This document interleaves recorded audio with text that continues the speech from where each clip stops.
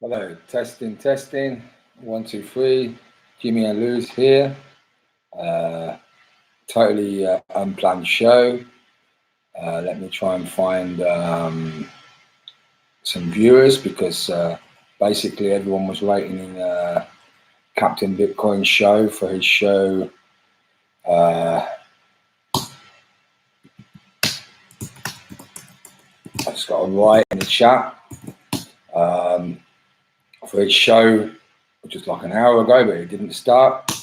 So here I am, totally unplanned, direct webcam to YouTube. Obviously, totally amateurish affair. Oh, I've got 3 viewers so far, so that's good. Cincinnati Jack, Sam Newton. Let's make these guys moderators, just in case anyone comes in and trolls. Just wait a few minutes to get started. No flashy graphics. Sorry about the presentation. Sorry if my microphone's crappy. I've still got to buy a microphone, a good one, which I'm going to do.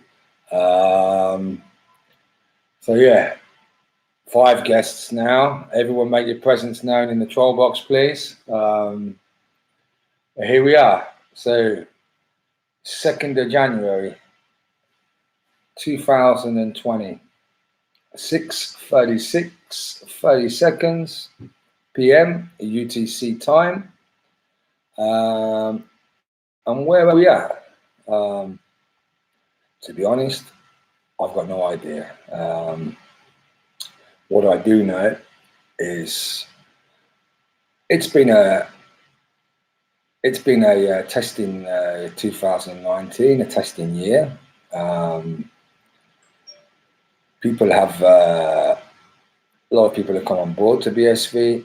A lot of people have been spreading FUD about BSV, or as they call it, BCashSV. Why would people like Roy or Jingles spend so much time attacking BSV? But then we don't really do any favors for ourselves either. Now it's interesting, for example, Craig's predictions.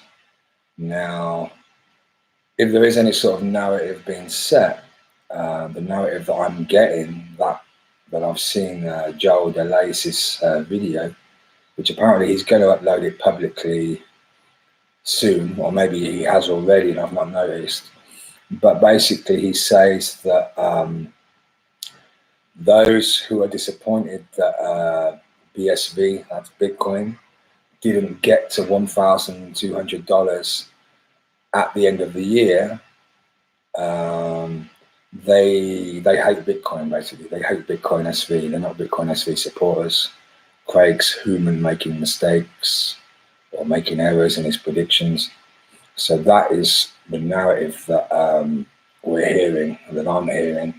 But to be honest, it don't wash.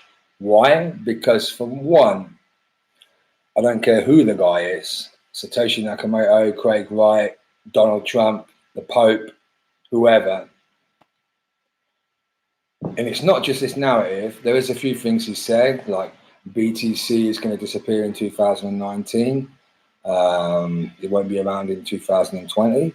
Now, to be honest, a lot of people, such as myself, took this as, shall we call them, Aspergerings, i.e., either something happens or it doesn't.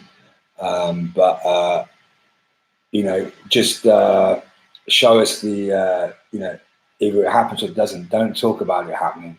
But the idea that the only people who really got hurt, for example, seeing the 1,200 BSV price, it doesn't matter that it didn't get anywhere near that price. It was kind of, it doesn't matter even now if it was at, say, $800, everyone would be cheering. Hey, we almost got there to 1,200. It's just the bullish sentiment. And it's not from anybody. You've got to remember that. It didn't come from anybody. It came from Dr. Craig Wright, who apparently is Satoshi Nakamoto. Now, myself, if it was Craig Wright, and if he was Satoshi Nakamoto, totally proven, and if he was making market predictions, I wouldn't rely on him so much anyway, because maybe he's great at inventing Bitcoin, But who the hell can predict these retarded crypto markets? But the problem is, Andreas Olivas, hello, he's saying 1200 was a meme, doesn't matter. It does matter, because everyone thinks, oh, it's only these greedy scamblers who went in spending all their money buying BSV at $50, $60 or whatever, or $100, $200, thinking it was going to get to $1,200. It's only those who got wrecked. But I don't think so. I think there's a hell of a lot of people with limited means, shall we say. I don't know, young people, single mothers, old people, people who maybe this was their first ever time in crypto, and maybe they spent $100, you know, maybe that's all they could afford to spend, buying some Bitcoin, as they've been told it's the real Bitcoin, as people like myself. I was telling everybody that BitcoinSV was the real Bitcoin. Craig is Satoshi Nakamoto. I still believe that Craig is Satoshi Nakamoto, but I want to apologize to anybody who, I never predicted numbers. The only time I ever predicted numbers was during the last 2 weeks of 2019, where I was saying it's going to be 1200 at the end of the year, just to take the piss, basically, just to keep the meme going, shall we say. But I'd like to apologize if anyone got carried away by my enthusiasm for Bitcoin, as in for BitcoinSV, and bought at, say, $100, and now it's at, what is it at? $60, $50, I don't know. I'd like to, no, it's not at $60, it's at $80, $90, hang on a second. $92, around there it is. I'd like to apologize to anybody who bought in at, say, 200 and that's at 92, and they bought in because they heard me saying that Craig was Satoshi, Bitcoin was BitcoinSV. I'd like to apologize for that. Now, I think Craig should also apologize. That's what pisses me off. It doesn't piss me off that we didn't get to 1,200 end of year, because I wasn't expecting that. It doesn't piss me off that BTC didn't collapse in 2019 and fall to shit, because I wasn't really expecting that. But I think if you're, especially in a position like Craig, making all these predictions, especially on a place, this is the funny thing, people pay to read his predictions. And this is what's done it for me, because people pay to read his predictions. Now, he should apologize to these people. He should apologize to the wider world as well, because these predictions have been copy pasted and all this stuff. Yeah. Just to say, sorry, man, you know, sorry, guys. Yeah, I got carried away. You know, it was my enthusiasm. It was my Asperger's or whatever. Yeah. Apologize, man. Nobody's perfect. And this is the thing that pisses me off, because we've been promised that the idea of MetaNet, and that means the MetaNet thing, not MetaNet ICU, MetaNet as in the future of Bitcoin, if we're led to believe, you know, everything on chain, all this stuff. The promise of it is that this is going to be open, it's going to be transparent, it's going to get rid of trolling, it's going to make everything professional and really nice environments. Well, look at this, yeah? This is metanet.icu, which it's not, but you could imagine it's some sort of test version of MetaNet, where people pay to join a place where they've got access to special people, and they've got access to Craig Wright, and they pay to read this stuff, and they've paid for a load of bullshit, haven't they? They've got a load of bullshit announcements and things that haven't happened. And worse than that, the idiots who were retweeting it on Twitter and stuff, these people actually paid for that. So the whole idea of MetaNet in my head now, the idea that it's going to get rid of trolling, it's going to get rid of nonsense and misinformation. Well, look at the example set by Craig Wright. Misinformation, nonsense, bullshit being spread on a site where people pay to read. So what the fuck does MetaNet mean now? Not that I'm that bothered. I always thought Bitcoin is more useful as a world payment system, and also on-chain data for companies is a very good thing. This MetaNet thing is very very complicated to even think exactly what it is and how to explain it. But it's just, this is what's kind of like disheartened me a bit. Just the whole idea that we've been promised all this stuff, and look how our leaders are acting, yeah, on paid for channels, spreading bullshit or nonsense, and they're not even apologizing for it afterwards. So, you know, this sort of stuff, maybe I'm not supposed to speak about it. Maybe now I'm going to be called a Bcash troll or a BTC troll or whatever. I provided 2014 proof. I've been in since 2011, but the only proof, cryptographic proof, I provided was from 2014, which was the $350 worth of BTC I found a few weeks ago from an old. It was encoded in the program that I've been writing. I didn't tell the other side of the story because I did control the key that sent. It split the amount 0.02 BTC to 2 addresses. I actually lost the other address. It wasn't in the program. I don't know what happened there. So I found out I'd lost $350, but I'd also won $350 as well, or recovered it. And the first thing I did, and you can probably track me on chain or whatever, is I trolled them first, the BTC lot, saying, look, what the fuck, I found this shitty money. I signed a message, which is exactly the similar process that Craig would do to sign any of his addresses. It's a quite easy process to do, quite an easy process to check.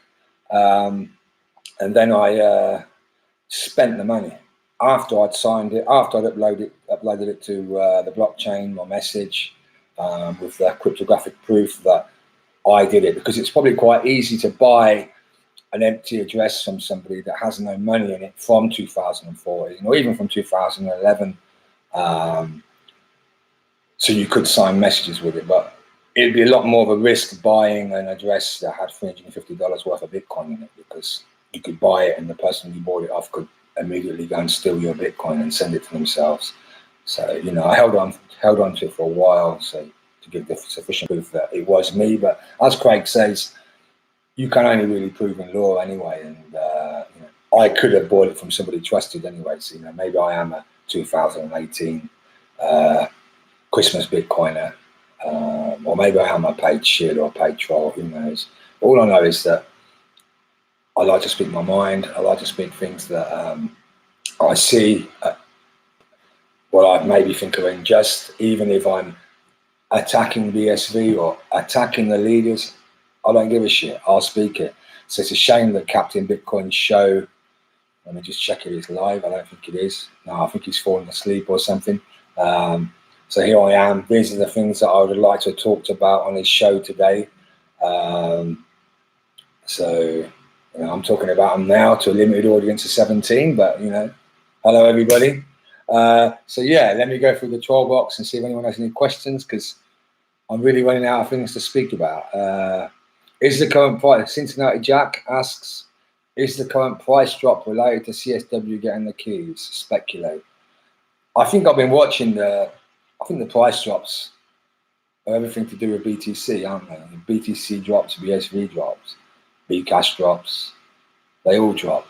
I think obviously if something does happen, that is if there's a clear signal, if he does something with the keys or whatever, I think one or two things could happen. I think the whole market could just drop because people would just be like flooding out in fear, seeing BTC dropping, or the whole market would start to drop and then BSV would start to rise. But, you know, who knows? He could sign the keys and BSV could drop and BTC could rise. The crypto market is so retarded with no fundamentals. I think even if he proved by signing the keys, which is not the same as proving in law, but if he's proved it by signing the keys that at least he owned the keys, everyone would probably hate him for that. And, you know, who knows what could happen? The market's so retarded, which again, why the hell was he making this 1,200 price prediction way back then? When it's so dumb and retarded, the market. I mean, if anyone could predict the market, we would all be. I wouldn't be doing this live stream here. I'd be doing it from a beach somewhere. So yeah, any more questions? This is why I need graphics and stuff to kind of hide that I'm reading and trying to find something to say, because this is all unplanned, guys. Someone just said, "Hey Jimmy, do a live stream." So here I am.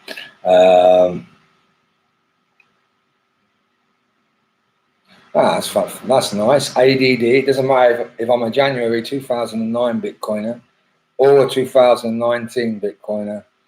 I'm setting an excellent example concerning accountability. and that is respectable. Yeah, I guess so. I mean, I'm just trying to shake up the space and not fall into a cult trap, because to be honest, what's going on now, some of the reactions from some people look cultish. I'm being honest.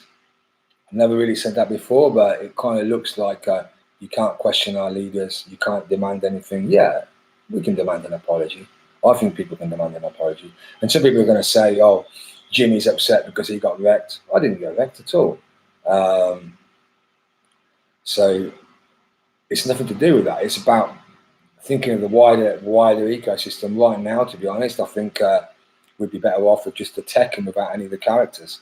You go and have a look at Calvin, what Calvin was tweeting in 2019, tweeting stuff like the court has found that Craig is Satoshi various times, and the court never said that. So all this sort of information, while you might think, oh yeah, it's great, look, Calvin's tweeting this, unless it's fundamentally backed by truth, which that has to be. I mean, maybe Craig is Satoshi, but at the time, and as for what we know right up to now, the court hasn't found that he is Satoshi. The court explicitly said that it's not about whether he's Satoshi or not. They're not even looking into that. So for you to go and tweet that out, if Calvin tweeted out, Craig's going to sign the keys tomorrow, who would believe him now? That's the thing.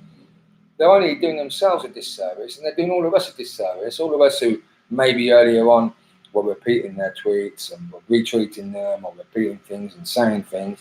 And you must know, looking at the BSV channels, how when something is stated, maybe in March, April 2019, whatever the thing is, they're all shouting about it. Everyone's shouting about it on Slack, on Twitter, whatever.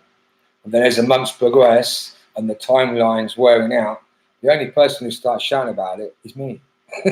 I start shouting about it just because nobody else is shouting about it, to be honest, because I think it's a disservice if you're going to stand up there and repeat the claims of others. When those claims go wrong, you've got to apologize to your readers, your viewers, or whatever, and you've got to go and demand apologies from the person who fed you that nonsense as well. That's how anything's supposed to work. And if you look at the promise of Bitcoin, it's meant to be open, transparent,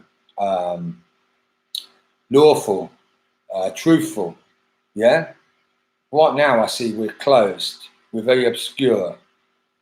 Truthful, a lot of bullshit to me. So, you know, it's kind of like going against the whole Bitcoin philosophy, what's going on, which hurts me more than any lack of price action. Because if I wanted price action, I realized the best thing I could probably have done is never got involved with Bcash, never came from Bcash to BSV, and just stayed in Bitcoin, or just become a shitcoiner, trying to scamble myself on the markets, buying whatever shitcoin was pumping in the moment. Yeah, I'm here for the truth, for the philosophy, for the idea of a world money, a world cryptocurrency that's actually useful.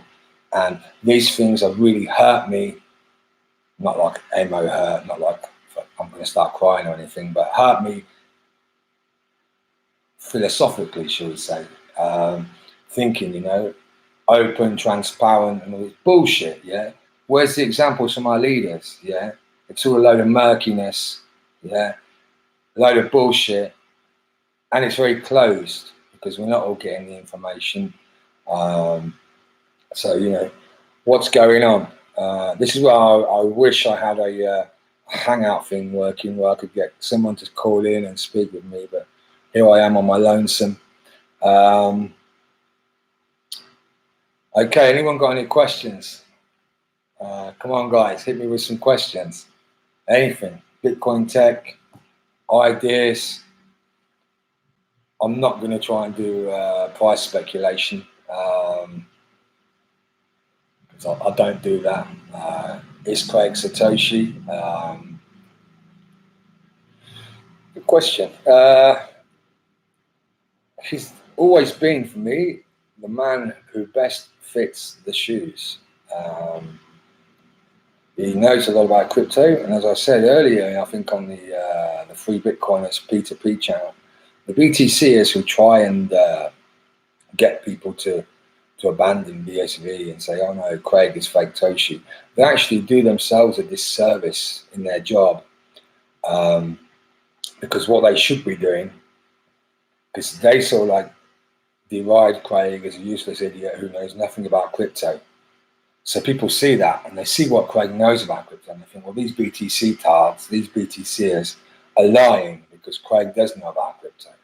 So by doing that, their attempts to get people to not follow BSV don't work, because you know, they what's the word? They make him look. They make him look a lot. They make him look stupid. They don't respect any part of him. They don't respect any single thing that he's said or done or written that might make people who know tech, who know Bitcoin, to think that this guy could be Satoshi Nakamoto. Because yeah, there are a lot of newbies in the space who probably follow the opinions of others, but there are tech people in the space who do believe he is Satoshi Nakamoto, and that just doesn't come from being paid by N-Chain or whatever. That comes from people actually thinking and reading and researching and seeing, and also the whole massive campaign thing against him. Again, it only leads people to believe that he is Satoshi Nakamoto, because where is all this energy, shall we say, of people fighting against him? Like, is it Arthur Pelt Industries or something, and got Rory and Jingles and all these other people who seem to have a hell of a lot of time to dedicate to say he's not Satoshi. And why? What, to white knight us all, to save us from what? Ourselves? So, you know, if they'd have just toned down things and said he's fake Toshi, and yeah, he's very smart, but he's not Satoshi, maybe more people would believe that he's not Satoshi. I don't know. I still believe, but I think right now it's obvious that Satoshi is a liar. If Craig is Satoshi, so you know, they say that nobody likes their heroes to be seen as normal people, but if Craig is Satoshi, we have to accept that he's a very normal guy with a lot of intelligence, a lot of smartness, and a few issues as well. So, you know, okay, so I've got some questions coming in at last. Can you build fantasy football on the BSV chain? Why not? You would probably need what would be called an oracle, which would be some sort of trusted, I say trusted, yeah, you would have to trust it, but then you would have to trust whoever was running the fantasy football game, that somebody say, I imagine fantasy football, you probably could be speaking American football, but I'm going to imagine UK football, soccer, as you Americans call it, where you buy, you select the teams, don't you, the results, and you predict the results of the games. You could do that, but you'd need like an address set by somebody who actually publishes the what the actual results were, and then you could have contracts that go through those results, and you either win or you lose or whatever. But the problem is there is a certain element of trust there, that the person putting in the results, for one, puts in the right results that actually happened in the games, and for two, that they're not malicious. You know, they could just do it as an error, writing 1-1 instead of 2-1, which would screw somebody up big time, or they could be malicious and steal anybody's money. But then that sort of trust comes with kind of like proof of work. You know, if it's a fantasy football thing that's been running for a year, shall we say, it's probably a lot more trustful than one that's been running for a week. So, you know, all these sorts of things. And again, people would probably only be gambling $10 or something. It's all about risk. There's no way with any blockchain tech in the world that doesn't get by the fact that you need to have a human being sitting there entering the results from your games. So these sorts of interactions with the real world is called what's called an oracle, but you know, it's kind of like a manual oracle, a human oracle who puts these results in there. How much hash rate do you think Calvin and Craig has mining BTC? I don't know. I mean, you can go and see what they've got on CoinDance. If I had a streaming setup, I could go and show you. It's not their hash rate, a lot of it. It's they run pools, don't they? So it's people's hash who are interested in them for now. So more people could come along and join the pool, or more people could leave. They mine. I know Calvin mines on BTC and Bitcoin. So at the end of the day, it doesn't hash rate right now. We've seen that we've survived quite a lot of months with a very shitty hash rate, and we haven't been 51% attacked. So hash rate, they say it follows price. I wouldn't like to be sitting at 0.1% hash rate, but I'm not as uncomfortable as I used to feel sometimes with such a low hash rate. As the halvening comes along, things are going to get more interesting. And we'll see exactly what happens. But right now, to be honest, hash rate is the least of our concerns. People say, build apps, just build, that's all we need to do. Yeah, apologize and build, maybe. But also apps. There's a few good apps, but there's a lot of stuff that seems to be, just because it's on BitcoinSV, it's an app, and it should be great. We need big players. We need big players to come in, but we've got a PR problem. Just doing simple stuff like not even apologizing adds to the PR problem. So it's like Elon Musk. It's the guy who Tesla. He made a load of screw-ups, and I think he got some powers taken away. Didn't he smoke marijuana on Joe Rogan's show, which maybe is not that much of a big deal, but he's a CEO of a company trying to sell cars and stuff.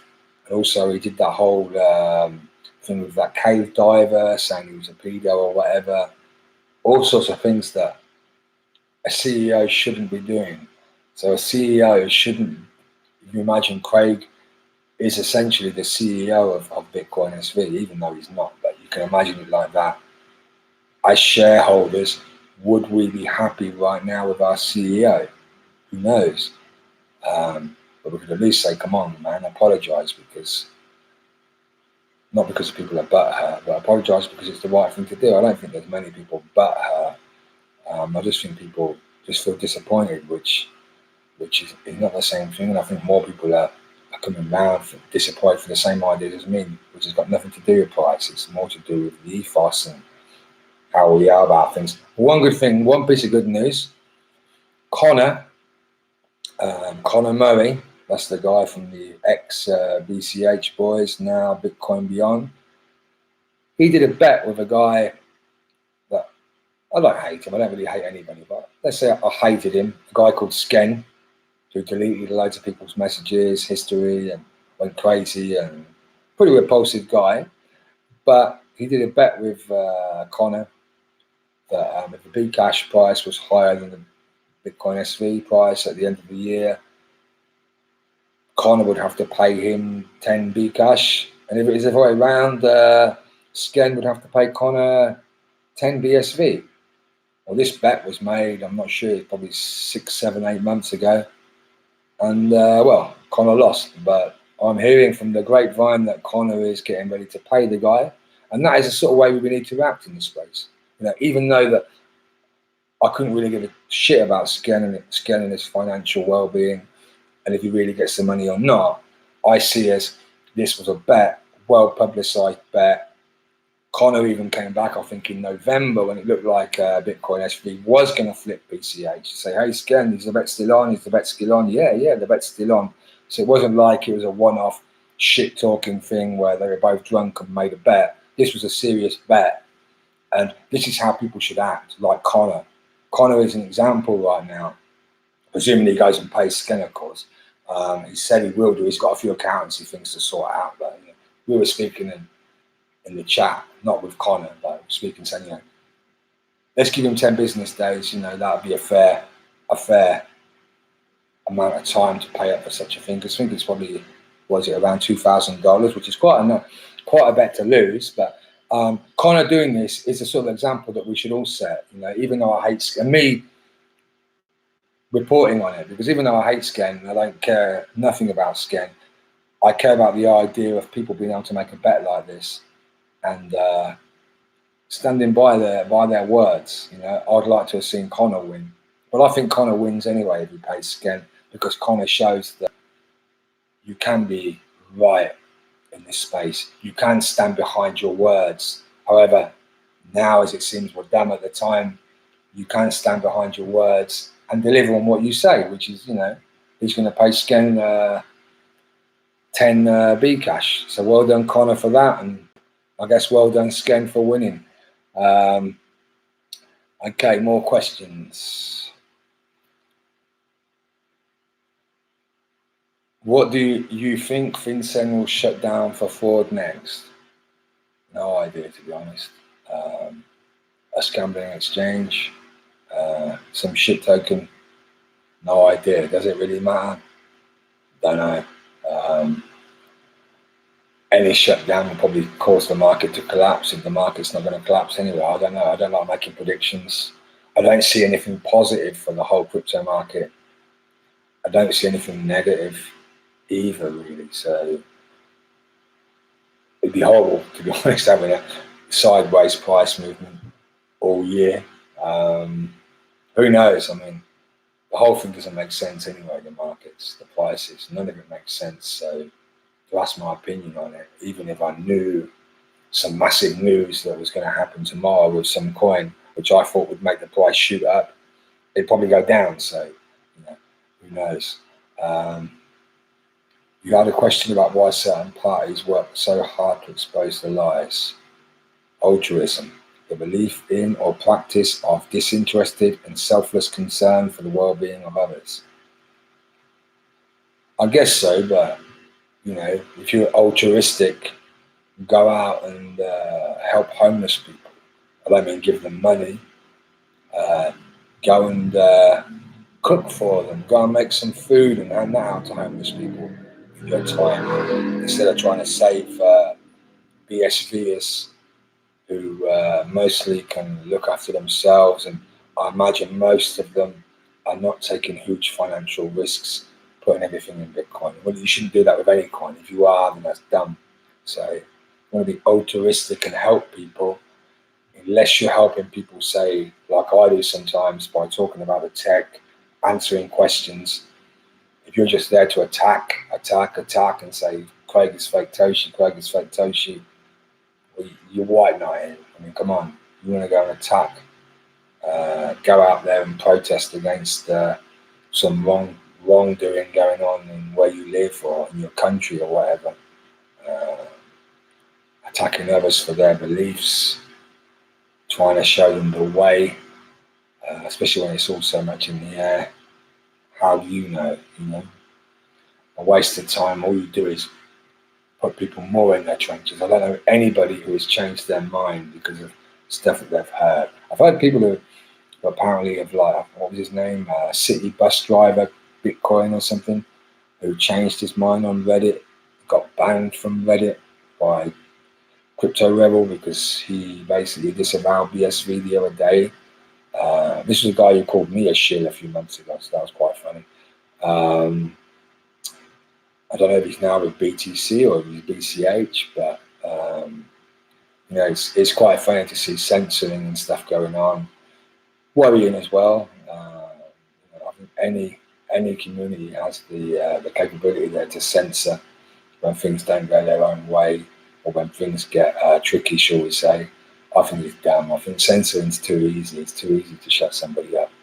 It just makes things too boring. And at the end of the day, it only reflects on you and your ideals.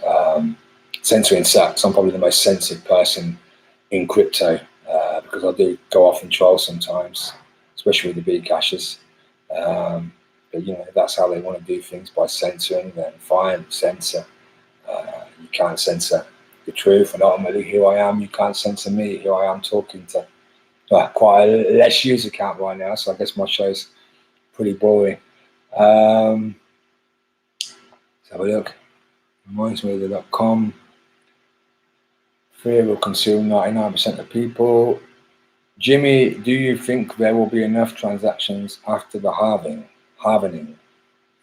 Well, what transactions do we have now? How many of them? How many of the transactions are auto-sustaining? How many? You've got weather.sv, which, as far as I can see, it's paid for people who want weather data for their town or their favorite locations.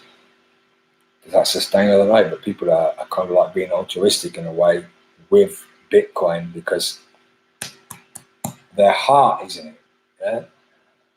It's not like other coins where you just buy it up and sit there on your bags waiting for the price to go up. People have their heart in Bitcoin, in BSV, which is why I said earlier why it pisses me off to see this whole thing happening. Nothing to do with the price. It's to do with the reaction to the speculation not coming true or being nowhere near true. The reaction not only from Craig, which is basically no reaction, the reaction from the leaders, say Joe Dalai in the ivory tower saying, you must take Bitcoin. Excuse me. More than that, it's the reaction from us, from all of us. Most people ignoring it. Most people saying, it's just trolling. Yeah. Not many people really thinking about how it reflects on us in the space, how it reflects on, on our coin with others. So yeah, to get back to the question about transactions, well, in theory, it should always sort itself out. I mean, if there aren't enough transactions, if the price is shitty, then it just means the hash rate's going to drop off until the hash rate is making money, or until Calvin or whatever feels it reaches a level where he's happy to carry on burning money, keeping it hashing. Not a good situation. I mean, it'd be nice to have loads and loads of transactions coming on now, especially transactions that are paying for themselves. And by that I mean, imagine video game, was it crypto battles, or is it uptime, stuff that are sustainable, that can start doing these transactions. Because Gatling cannon, for example, the Gatling cannon, they'll say it's spam, it's BSV is spamming. Well, there's always been the argument it's not spam if you're paying for it. I view the Gatling cannon as kind of like confetti. Like at a wedding, you throw confetti in the air, and much confetti, little pieces of coloured paper that you pay for, and you just throw it away. But it's kind of like fun in that moment. You've done something, you've thrown. It's all like fireworks, I guess. You've done the same thing with the Gatling cannon, but that's not really sustainable. So yeah, we do need to see more transactions. We do need to see more things, which ultimately is the message: build more apps. But I think BTC are going to have more problems because Bcash, I don't know. I think they're going to be in a similar situation to us, but probably worse because they don't really see the transactions happening now. They're just going to be block reward. They're even thinking of doing things like giving some of their block reward to the devs from the miners, or some sort of tax, which is only going to make the miners more nervous. But if you look at BTC, they're going to be in a worse situation because even though the new narrative is fuck you money, which is what they say, it's not a store of value anymore, it's fuck you money. People have come to think of it as a store of value. So how is it doing as a store of value? You brought in at 20,000 in August 2017. It hasn't stored any value, and it's not really store of value moving sideways, not really doing anything either. This moving sideways, you might as well have your money in dollars. At least you have to pay a $5, $2, $10, $50. Who knows how much it could be at any moment. You don't have to pay such a transaction fee to move it. It's readily available. It's totally liquid if you've got your money in dollars. I don't think we're going to see an exciting BTC move again because there's nothing exciting in BTC. And I think the halvening, I don't think they're going to see a doubling of the price. I think it's time that people are waking up to the fact that, you know, this whole scumbling market where people invest in a coin and it goes up and you win loads of money without doing anything, I think it's stopped. You know, the greater fool, I don't think there are any greater fools coming anymore. I think, you know, greater foolness has been reached, at least for this generation. Maybe a new generation could come, but, you know, people always listen to what their forefathers tell them, and some of them go ahead and do stuff anyway to rebel, and some of them actually do listen and don't do things. So, and also, of course, we've got the halvening, and then after this halvening, what we've got 4 years later, we've got an even bigger halvening, which takes away half a game. If you go through it, it's 12.5 right now, goes to 6.25, then 3.125, and then you've got 1.5 something, and then you've got 0.75 more or less, and then you've got 0.365 more or less, and, you know, it just goes down until in 20 years, you know, it's hardly anything. So unless you've got $1 million Bitcoin, then the rewards are going to be nothing unless you've got all those rewards as transactions. So yeah, we need transactions, not this halvening, maybe not so much, because we should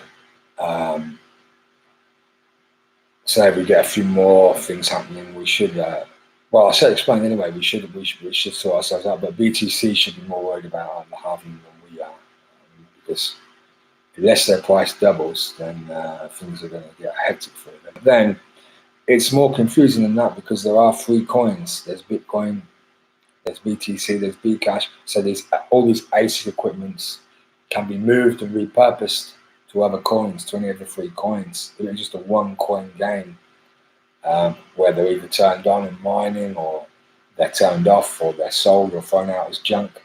Then it'd be a different thing.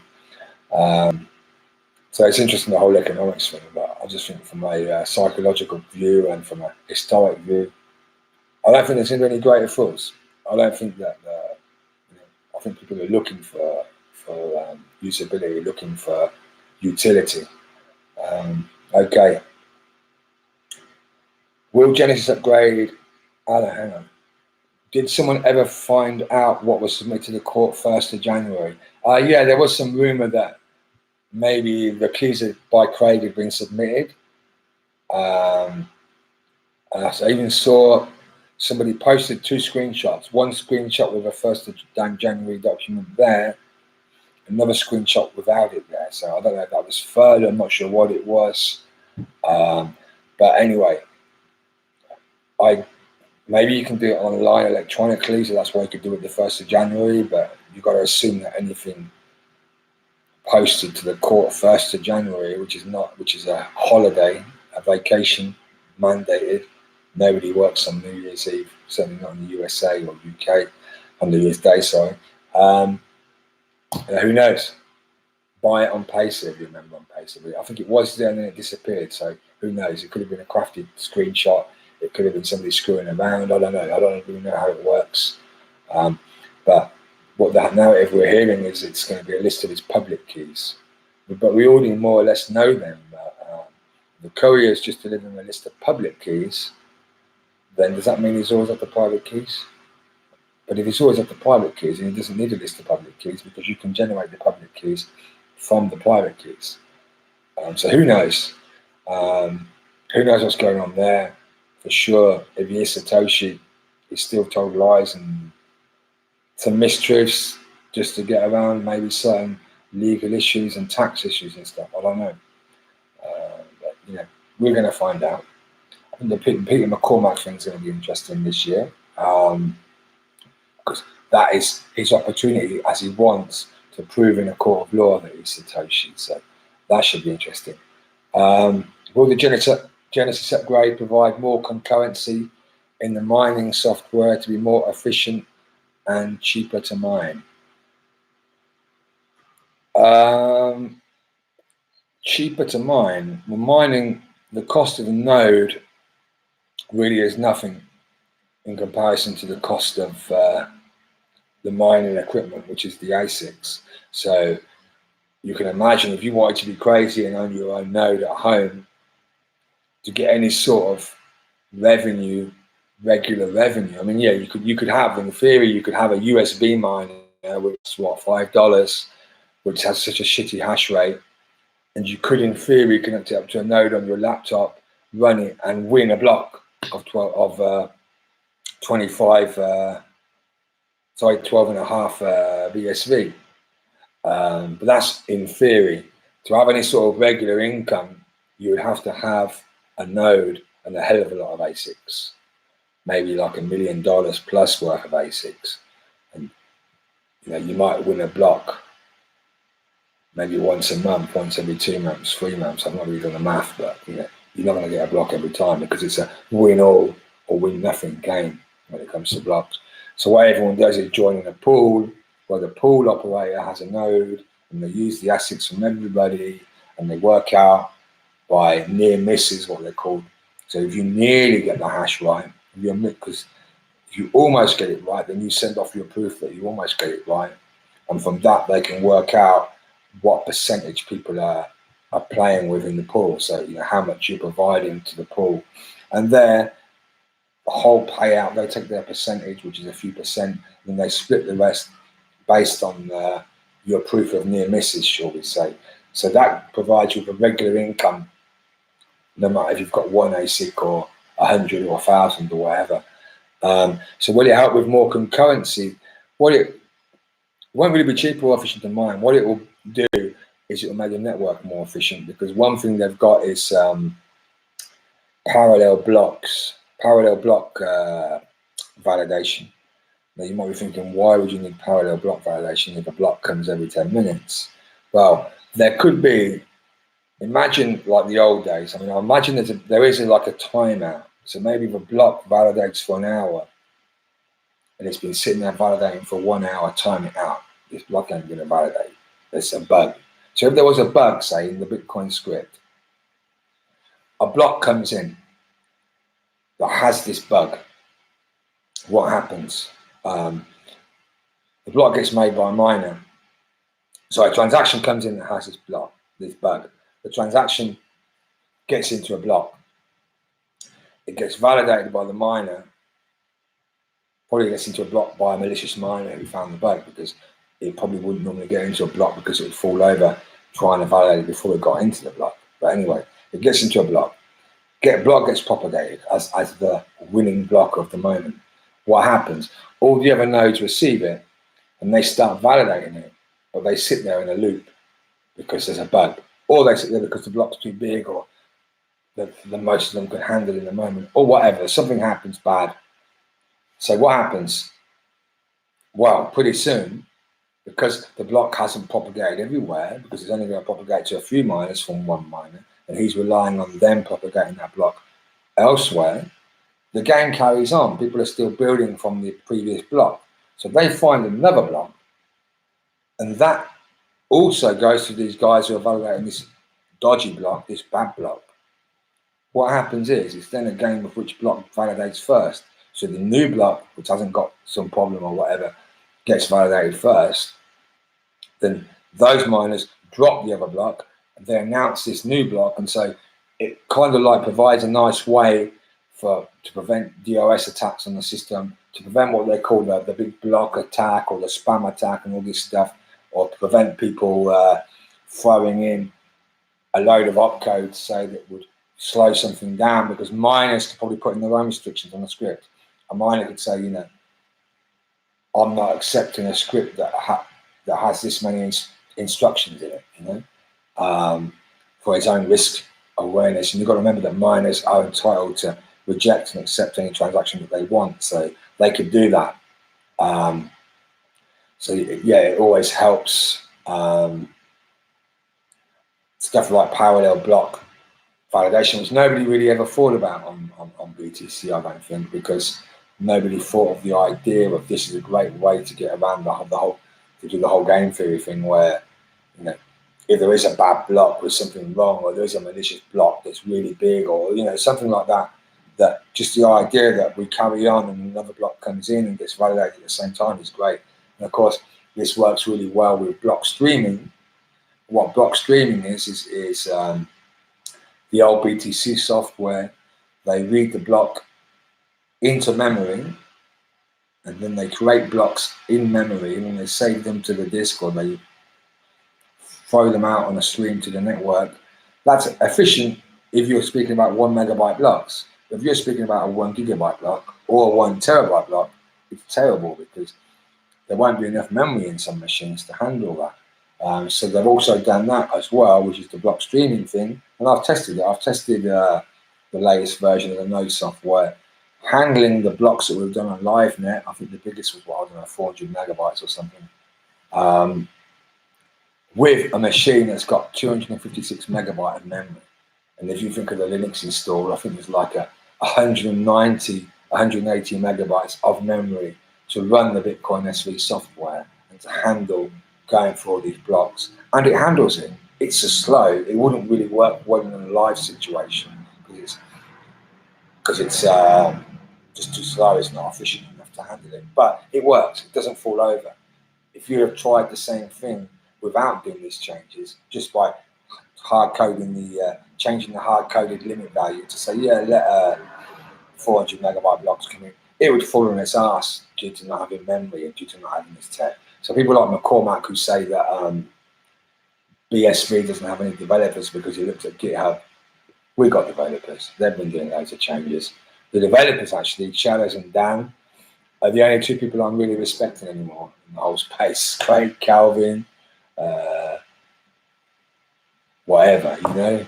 Dan and Shadows are doing what they promised. They're delivering. They're not feeding us with bullshit. So yeah, what they're doing is great. To not have a total downer on the whole thing.